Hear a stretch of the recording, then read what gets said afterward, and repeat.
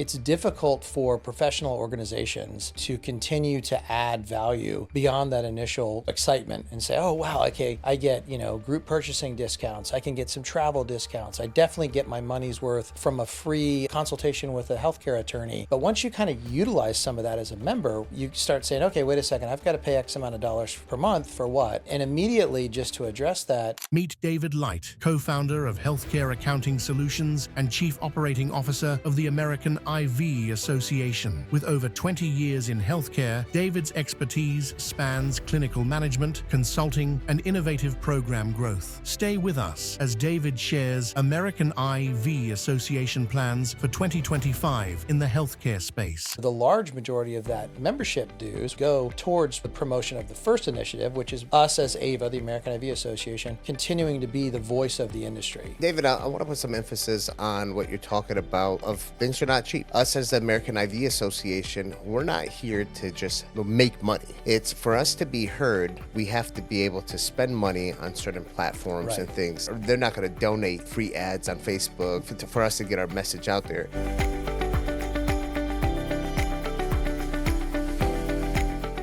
Welcome to a Healthy Point of View podcast. I'm your host, Sam Tejada. Today, we have a special edition for AIVA's Media Day. That's the American AIVA Association.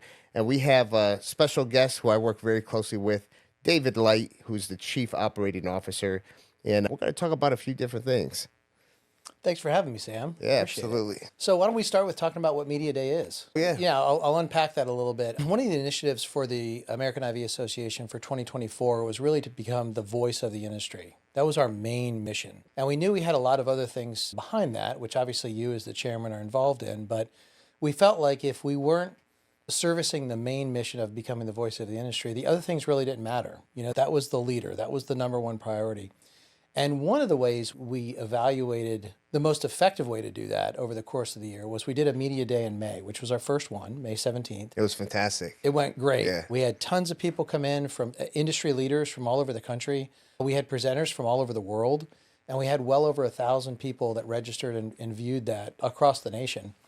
So things went really well, but also was our first one, as you know, and you learn things from the first one, then you want to do them better the second time. So that was an introduction to the industry as far as the landscape goes.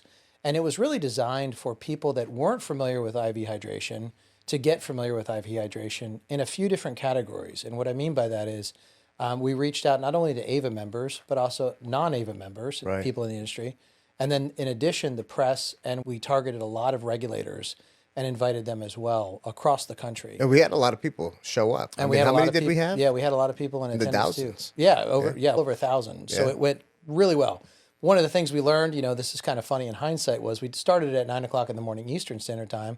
So we basically negated the whole West Coast. Yeah, that's rough. As exciting as that first one was, I don't think a lot of people in California woke up at 5:45 to get on the podcast at 6. So we learned that. We made some modifications, and then this one, we also changed the content layout a lot. Since May, going into May, but also since May, there have been a lot of changes in some of the different battleground states that we've seen that have stepped up their rhetoric with regards to guidelines, opinions, or positions on IV hydration as a whole. So the theme of this Media Day, October 18th, starting at now 11 a.m. Eastern Standard Time instead of 9, gives everybody a little bit longer to get up and get in on the West Coast, is the theme of that is regulations. So the first one had some clinical aspects, had some clinicians talking about effectiveness and this and that. This one is all regulation, which is great. So the content is markedly different, and it basically assumes you've either watched the first one or you're familiar with the industry as a whole, so we can go into a much deeper dive of what the landscape looks like, what it's looked like, what it looks like now, what we feel like it looks like it's going forward. Absolutely. Yeah. Absolutely. This is exciting. And obviously today people are listening to us because we're playing this here on October 18th. I'm happy for everybody joining us for Media Day. Mm-hmm. And obviously we're doing this because I can't attend. I have a not bachelor party. That was a few weeks ago. A bachelorette party. Definitely not a bachelorette party. I have to be part of a wedding. My best friend's getting married, and I'm the best man. I'm stuck doing that. So you and I decided, you know what, we can go ahead and get the message out by doing just a simple little podcast style information. Yeah. But yeah, this media day, I'm excited for it, giving more of that information that people are looking for of what's happening in the industry. So yeah, let's go through it. So yeah, Sam, I just super appreciate you being a part of this. I'm very, very thankful. I didn't know you last year, and we developed a great friendship and professional relationship over the course of this last year. But it'd be really interesting, I think, as the chairman of the Leadership Advisory Board, just to tell a quick summary of how 2024 played out. We're nearing the end of it already. That's with, crazy. with Thanksgiving Yeah. and Halloween right around the corner.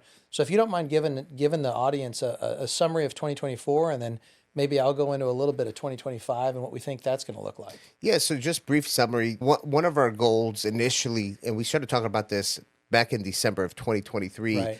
was really bringing all of these different leadership roles throughout the industry together so we do create that one strong voice. After we had our talks in December of 2023, 2024 came through January, and you guys on the AIVA side appointed the Leadership Advisory Board, which consisted of myself as the chairman, Ben Crosby with Drip Bar, and then Sarah Lomas with Revive. Right. People saw that, where now it's not something that's biased to a certain company. It was impartial with all of these different minds from different companies. And then we started developing the different committees to represent the different areas that we want to address. Everything from marketing, from standardization. We put the scientific advisory board together with a lot of the different chief medical officers that make up a lot of the different companies in the industry. We put the position statement in place as well too.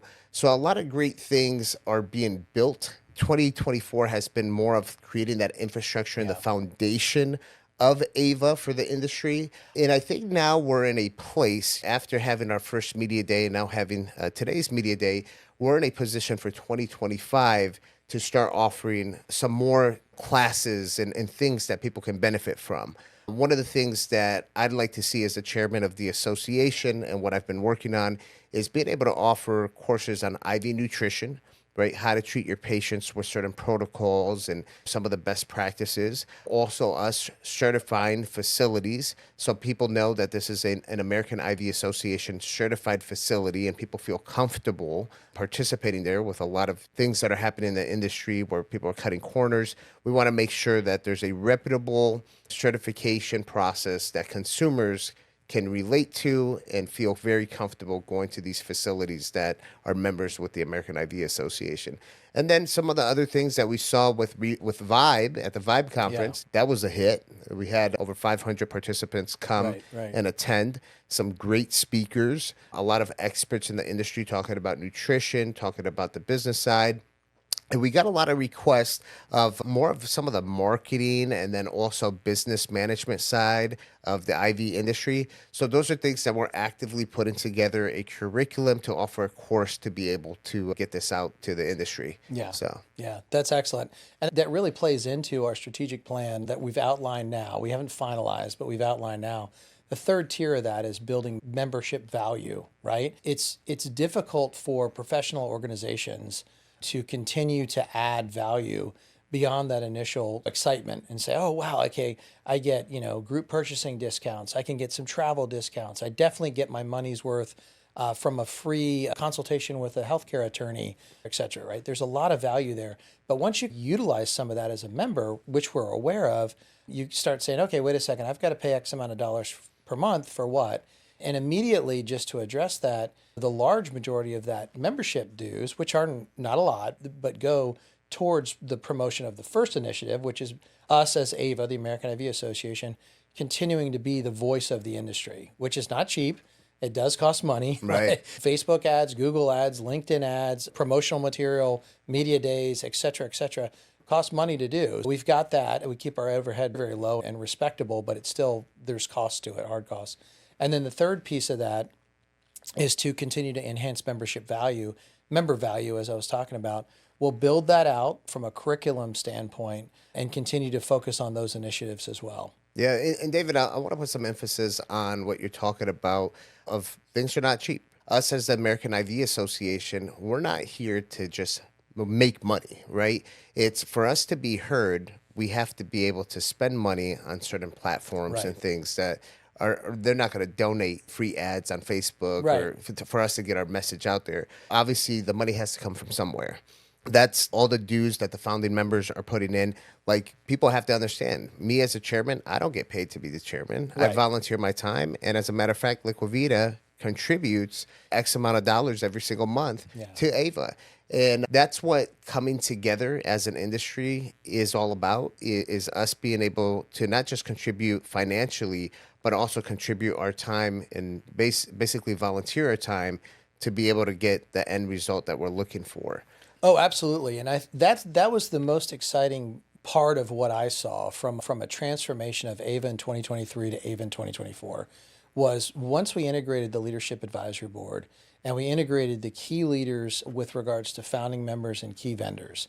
So that's that core inner circle group of AIVA contributors of time, effort, energy, money, right? We also mandated that one representative from each organization would serve on a committee. So we built out this volunteer force, and it's not tremendous amount of time to serve on a committee, but it's a couple hours a month away from their job or away from their fun or away from their family that individuals across the country have obligated themselves to in order to promote this mission. And that was really fulfilling for me to see that we then empowered all these people. And one of the neat things about 2025 that we're going to roll out is for 2024, we had those committee positions only filled by key vendors and founding members. We've got such a good membership following and requests all year long for people to join, members to join committees, that we're gonna roll that out. Not unlimited, but Right. hey, 3 members per committee or something like that, to then build that force up better. I love that. And then have a better presence and more production, let's say, from that committee, because we do focus on deliverables. So that's an exciting thing that we're rolling out in 2025, as well as some regional directors. Again, volunteer, but if anybody's licensed, like both of us have been in our lives, and the large majority of AIVA members are, either in some capacity, they're familiar with professional organizations that have volunteer leadership roles, Right. and they take on different regions. So we'll break the country up a little bit and break that out a little bit more so we can get some more local kind of grassroots support. And that'll allow us to have more boots on the ground Totally. nationwide. Yeah. And one thing that I heard a few times, David, is people always asking, what kind of value am I going to get out of the American IV Association? And I want people to switch that mindset a little bit, because this is about us coming together and creating the value for ourselves. Right. So when we talk about founding members and members of the American IV Association, people have to start thinking of, what kind of value do I bring to the table that other people can benefit that are in the industry as well too. Yeah. And that's when we're talking about volunteering our time and all that stuff. That's what's important. It's not about what you could just take out of AIVA. It's what you can also give into AIVA. So I encourage anyone who's here at the media day, or anyone who's wondering what kind of value they're going to get out of it, is really think about how you could contribute into AIVA so you could be part of the collective team to make this change in the industry that we're looking for. Yeah, absolutely. Absolutely. And that kind of does also lead to one of the other, we have 3 key initiatives for 2025 from a strategic plan perspective outlined right now, not formalized from a tactical perspective, but outlined, right? The first one is continue to be the voice of the industry. The third one that we talked about is enhance the membership value. And the second one is continue to and really focus on promoting a safe and sustainable industry as a whole. And we touched on that throughout this conversation today, but really to unpack that breaks down into accreditations, that breaks down into certifications, that breaks down into training curriculums that we want to offer out there. And it breaks down also into position statements by the Scientific Advisory Board and initiatives to really take a proactive approach on the industry as a whole, especially from a data perspective. So one of the difficulties that we've seen and will continue to see is IV hydration is not necessarily a profession, it's a service. Right. And that service is being performed by multiple different professionals. And so, for example, MDs, DOs, DCs, RNs, APRNs, PAs, you've got a variety of different professionals that are really rolling this out. So it's been a challenge to standardize that care somehow, because multiple people at multiple different levels of professional training are going into the service line. So our next initiative with the Scientific Advisory Board, that'll take us through the next few months, is really to standardize that intake and delivery, not necessarily the curriculum of making the decisions of what to do with whom, Right. but standardizing that intake and delivery so we can then aggregate that data because it's all collected in the same way, including adverse effects and those types of things. And then we can do our own sort of internal studies off it. But it's been impossible to do that until now, and it will be impossible to do that until we roll this out and have that level of standardization. We can't aggregate that data because it's all different data and it's done different ways. So Right. that's a really big initiative. We're putting some time, effort, energy, and money behind to get that set up and really roll that out for the public, which we would encourage anyone, even a non-AIVA member, to use just to get that uniformity across the board. Yep, yep, and I love that. And another thing that I want to mention is we're getting a lot of great support from other people in the medical industry. We got one of our sponsors, the AMSPA. Yeah. Alex, the CEO, was supporting what we're doing. They've noticed that in the med spa world, IV hydration has become a very serious topic. People are inquiring about more information. And our goal is to strategically work with the AMSPA and be able to provide a lot of the data, education of what people are looking for. I think that speaks for itself. AMSPA is a very reputable organization, an accredited organization where people go to get their CMEs. And we're working strategically with the industry of the medical spas to be able to bring all the information about IV hydration to them. Yeah, absolutely. And Sam, as the chairman, are there other strategic relationships that you see the American IV Association going after in this next year of 2025? Yeah, we do have a few other strategic relationships. Some of the other ones that we're in the talks with is also the A4M, which is the American Academy of Anti-Aging Medicine, and then a few other of the functional medicine space that focus a lot on IV nutrition. And then also the other one is we're working on the Liquivita side with a hospital that's based out of New York that is looking to do some of these type of studies and stuff on IV hydration. So that's where we're going to plug in AIVA into the mix as well too. Yeah, that's awesome. And that's super exciting. And then from AIVA's grassroots perspective, we're also looking as one of our initiatives to leverage the licensed clinicians in AIVA that are associated with AIVA to really start to build better relationships with their state professional organization. Yeah. So for example, the American Nursing Association of Florida, right? They already have lobbyists and they already have relationships with regulators and they already have pre-existing structure of communication that we feel like we can piggyback on because these are members of those organizations that are also a member of our organizations. You know, in line with that grassroots empowering the member to do as much as they can to get the value. That's really the way that equation works the best and will, and as we go into 2024. Yeah. No, I'm excited about that. I think that 2025 is going to be a great year. Oh. I know you said 2024, but 2025 is going to be a great year.